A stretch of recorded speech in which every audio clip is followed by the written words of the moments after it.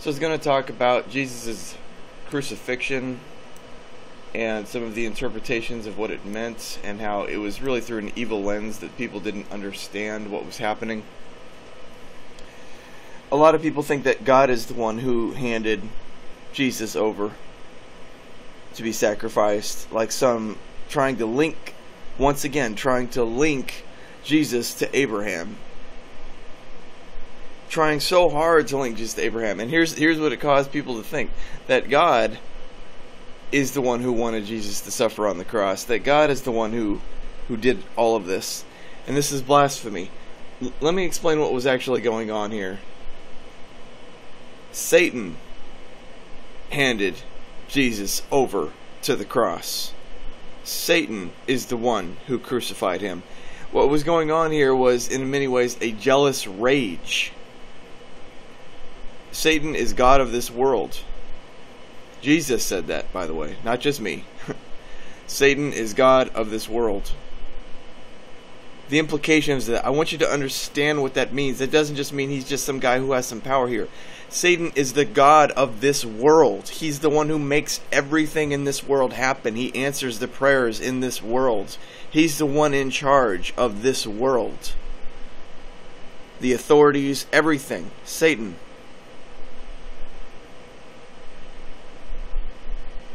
It's not Jesus' Father. Jesus' Father has very little to do with this world, doesn't want to, would break his heart. Takes whoever wants to leave this place into his home, but for the most part, Jesus' Father has nothing to do with this, very little to do with this world. It was Satan who handed Jesus over to be crucified. Many of the Jews who love the stories of Abraham try to say that it was God that handed Jesus over to be crucified. It's what God wanted. It's not what God wanted. God didn't want Jesus to be crucified. There's a difference between allowing a thing and wanting a thing, between allowing a thing and causing a thing.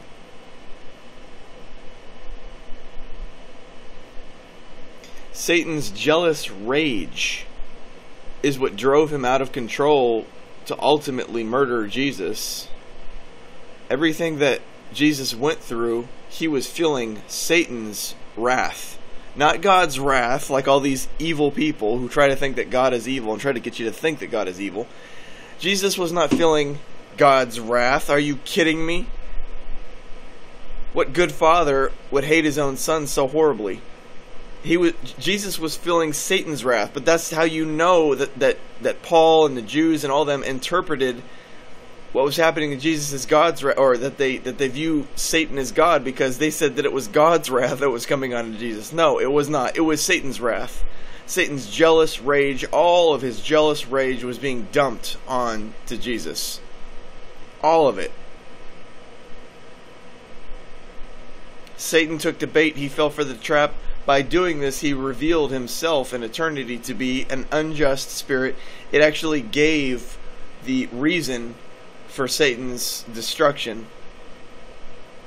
It was the final, see, anybody else who's a sinner, if they die, this is justifiable because they are a sinner.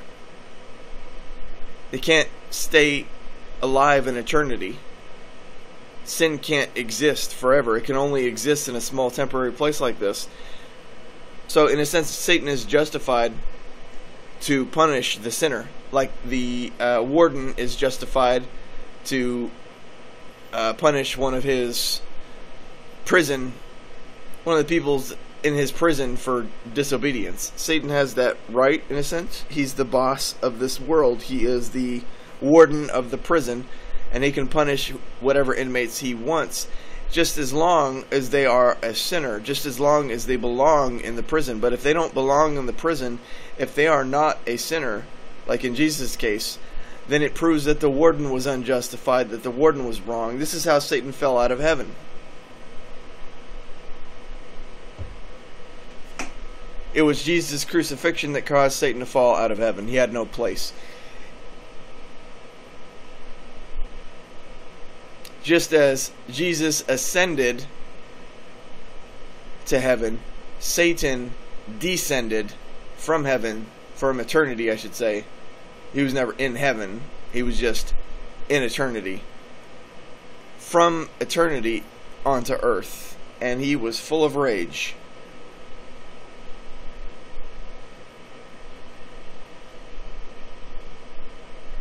I remember verses like in John 19,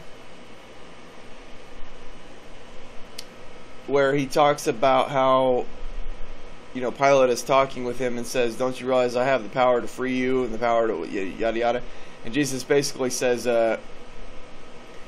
you'd have no power over me if it weren't given to you from above. Therefore, the one who handed me over to you is guilty of a greater sin. Some people say, oh, he's talking about Judas. No, he's talking about Satan. Some people think he's talking about God.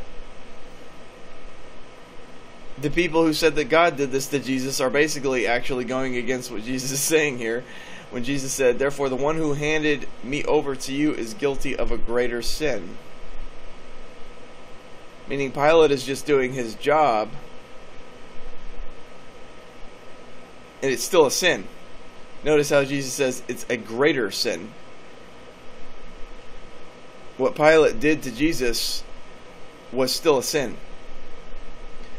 But Jesus said that the one who handed Jesus over to Pilate was guilty of a greater sin. This is not Judas, although that would also apply to Judas. He's talking about Satan. Because he's talking about powers from above. Judas is not something that represents powers from above.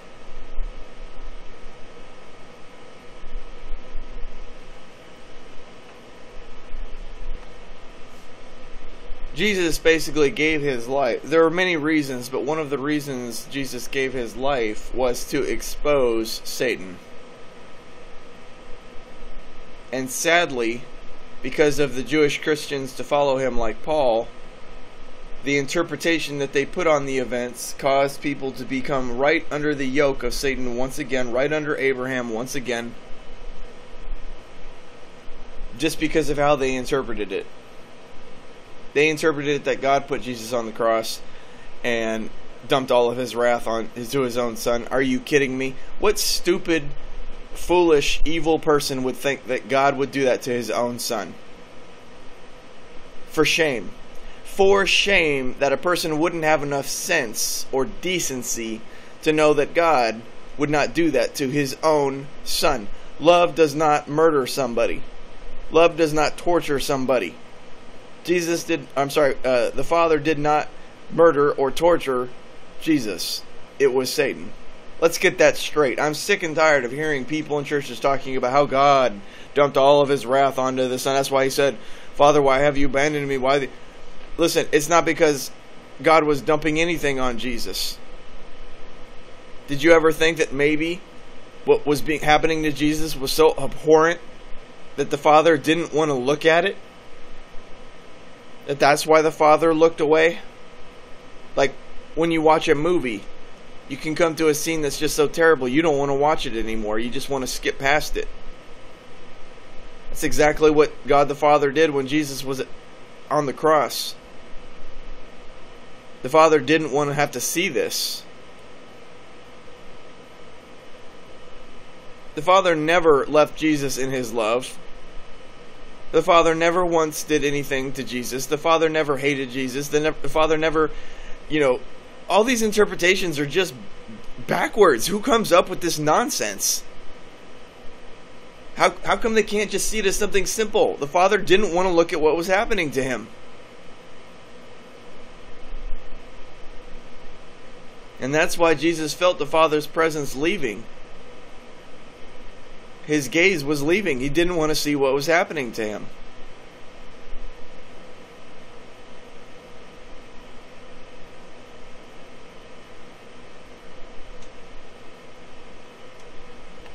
And this is what I believe to be the most accurate interpretation of the events of why Jesus said that. But there's another factor. It's another issue you should always have to consider, which is we don't know what parts of the Bible were and weren't added.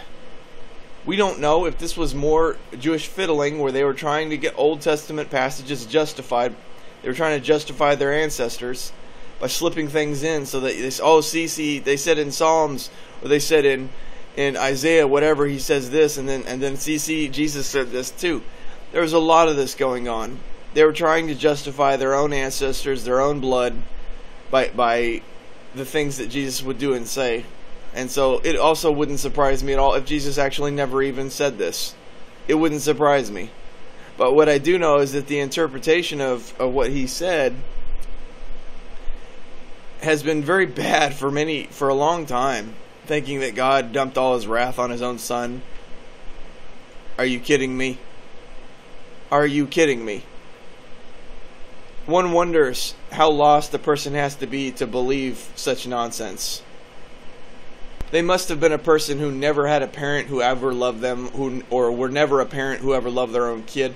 They must have been a person who was never loved or loved anybody, because at any point in time they should realize, wait a minute. I would never do this to anybody I love, and anybody I love would have never done this to me. So why is Jesus' Father doing this to Jesus? They never once stopped to think about that, how somehow they are better than God. No, they're better than Satan. They're better than the God who did this to Jesus, which was the God of this world, which was Satan. And only a heartless people would think that murdering an innocent animal would somehow make their God happy. Their God was Satan, and it would make Satan happy. It makes Satan happy to smell the burning flesh of an innocent animal dying because of someone else's fear of repercussions, trying to save their own butt. This is what Satan enjoys. This is what an evil culture does. A good being does not murder or take the life of another being just to try to save their own butt from punishment. How about you repent? How about you show remorse? How about you ask for forgiveness? Aren't these better alternatives than taking the life of something else and thinking, oh well, that covers it, the blood of that innocent being, that covers it? Only an unjust and wicked heart would think that that's the case. Let that sink in. My God does not enjoy the murdering of innocent animals. My God did not murder Jesus on the cross. My God did not make Jesus suffer. My God does not do any of the things that the evil God of the Old Testament would do, or evil Christianity would do, or says that God did. This has been a great lie that has tricked the world for thousands of years, and only blind and heartless people go along with it. Well, I won't have it anymore. Go on murdering innocent beings, or go on thinking that it's okay. The problem with a lot of people today is they don't look at it like realistically. If I told you to go kill your kid because God said so, you would all think I'm crazy, and you wouldn't do it. It's not because you lack faith, it's because you know what I'm asking you to do is wrong. And yet when you read about it in the story of Abraham, you think, oh, what a man of great faith, because you've been taught to think that. Cognitive dissonance. This is when you believe two things that are contradictive. And most Christians suffer from this. It is my strong suspicion that the father of Jesus had nothing to do with the God of the Jews, had nothing to do with was nothing like the God of the Old Testament. Why Jesus spoke against all of them. Why Jesus said, everyone who's come before me is nothing but thieves. And there could be nothing more terrifying than the idea of the God of the Old Testament actually being God. I would rather just face destruction and oblivion, because that's not heaven that you're in if you're in eternity with that spirit. It would bother me if somebody thinks that, well, hey, I can kill this one innocent being, and if I do that, then you'll be spared. I'm not cool with that. It's not fair, first of all. Now, granted, Jesus did it voluntarily. It's not like... I guess what I'm really just trying to get at is, I don't like innocent beings being sacrificed so that others can benefit from it, thinking that somehow that will excuse them. The idea that the whole story of Adam and Eve is total nonsense. The idea that because one person sinned, now everyone else is now guilty is nonsense. And you know it's nonsense. It would be like if the guy down the street committed a crime, and then the local authority says, "Well, everyone on the street is now going to be killed because the guy down the street did it, so they're all bad." The idea that one person has the ability to cause everyone else after him to be condemned is nonsense. Also, the idea that a person simply just because they died on a cross, now everyone else who simply accepts that or acknowledges that is saved. See, there's no participation going on. There's no repentance of sin with this ideology. There's no relationship with God. It's just, if you believe that these things happen, you're going to go to heaven. How ridiculous is that? That's the stupidest thing I've heard. It's just the stupidest thing. Everybody's guilty because Adam committed a sin. Everybody's guilty because everybody at some point in their life commits a sin. That's why. But it has nothing to do with because some one person who was the father of many ancestral children, that's why we're guilty. Are you kidding me? The problem that Christianity suffers from is it's heavily rooted in all of the nonsense of the Old Testament. Genesis, all the nonsense.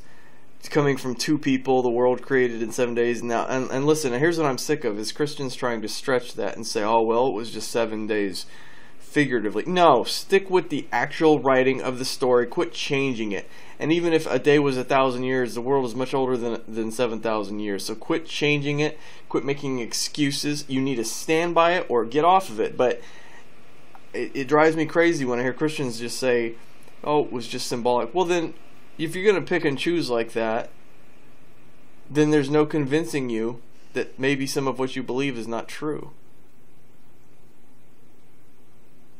Now, I believe in the Jesus story. I believe Jesus was the Son of God. I believe he rose from the dead. I believe he did the things that they wrote about. I don't believe anything else, much of anything else in the Old Testament. I don't believe much of any of it. It was written mostly by liars. It was written by snakes. The religion itself worshipped Satan. I don't follow any of it. It's nonsense. The good news is neither did Jesus. He never once referenced Jehovah as his Lord. He never once referenced Yahweh or any of these other names of demons from the Old Testament. Never. Not once. In fact, he corrected people when his disciples talked about, hey, is now the time when we're going to call down fire like Elijah? And he rebuked his disciples. Says, you don't even know what you're talking about. That's the kind of thing the devil would do. You're offended.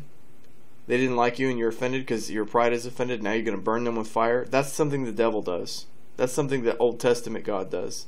But that's not something that Jesus or his Father does. And so Jesus actually rebuked them.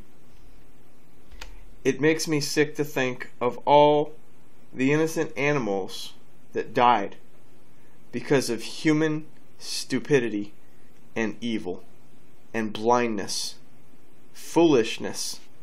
Do you really think that killing an innocent being is going to make a just God just all of a sudden, oh well, he gave up some of his property, so I guess that kind of makes up for, like it's a traffic ticket.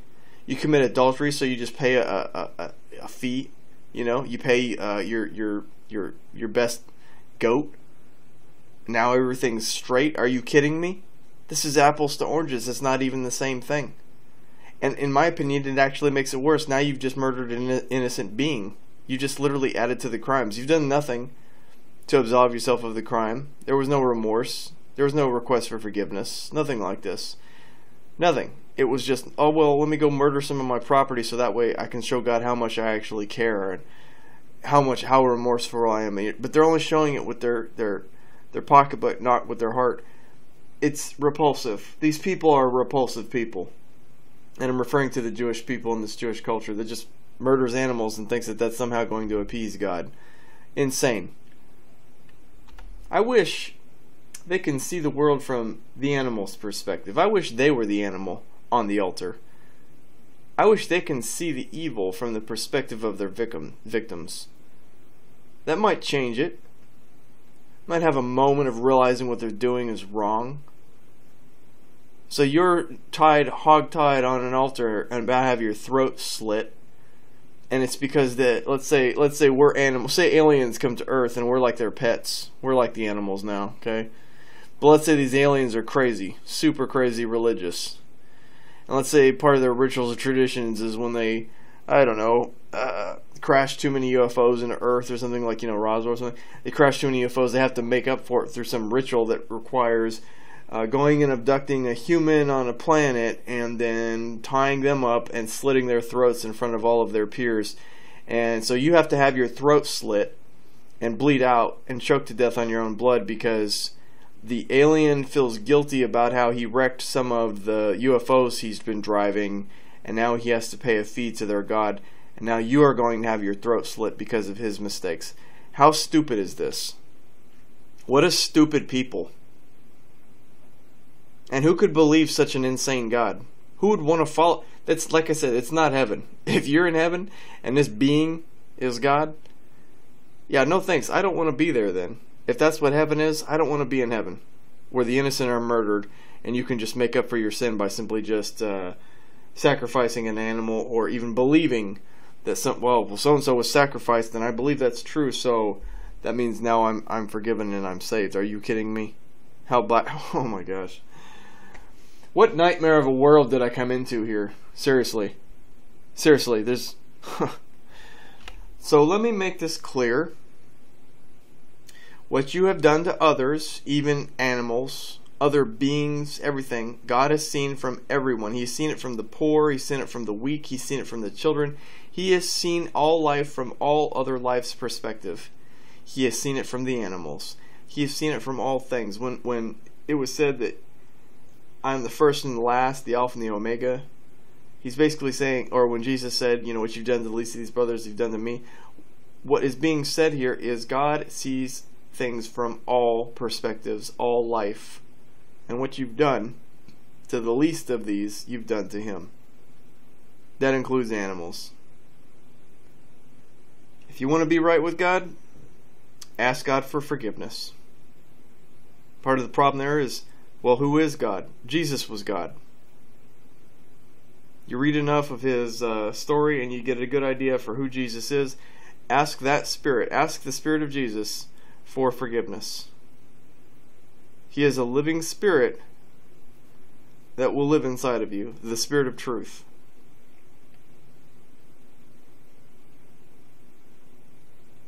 Allow Him inside of you, ask for forgiveness. This is how a person goes to heaven. Simply acknowledging that he was killed on a cross by Satan. That's... Oh, brother. Why is it that people are always like trying to sneak their way in like a thief? They're always trying to sneak their way in. They can't just go through the front door, They always got to find the back door. They always got to find a shortcut. They always got to find some kind of a little shortcut. They can never just do the normal or right or straight. They can't just go in through the front door. They're always trying to get into heaven without having to even know who God is, without having any relationship or interaction with God, without having to admit, hey, maybe I messed up at some stuff because of their pride. They're always trying to find some other way to avoid repentance or avoid a relationship with God. They just want to get in. What do you think is going to happen if you were to supposedly sneak into heaven like this? Jesus even talked about that, like with the wedding, when the people who didn't have the right clothes, and how they don't belong. You're going to get in. You're going to sneak into this house, if you will, if heaven was a house, and God and all of His family and His dogs and everything, they're all going to know you don't belong there, and it's going to be super awkward. The owner of the house did not allow you into the house. You don't have permission to be in the house, and everyone's going to know it.